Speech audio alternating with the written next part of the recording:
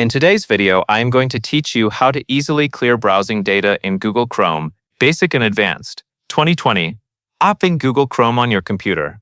Make sure Chrome is the active window on your screen before moving to the next part. This is important because the keyboard shortcut needs to be used inside the browser.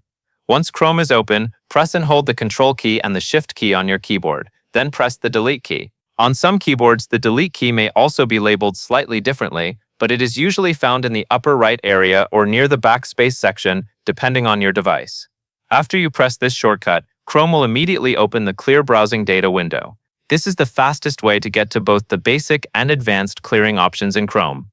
In the basic section, you can typically clear things like browsing history, cookies, and cached images and files. If you switch to the advanced section, you will usually see more detailed options for removing additional types of saved data. That is why this shortcut is useful for both simple cleanup and more complete browser maintenance. If nothing happens the first time, make sure Chrome is selected and try the shortcut again. Also, be sure you are pressing all three keys together. Timing matters with keyboard shortcuts, so pressing them in one smooth motion usually works best.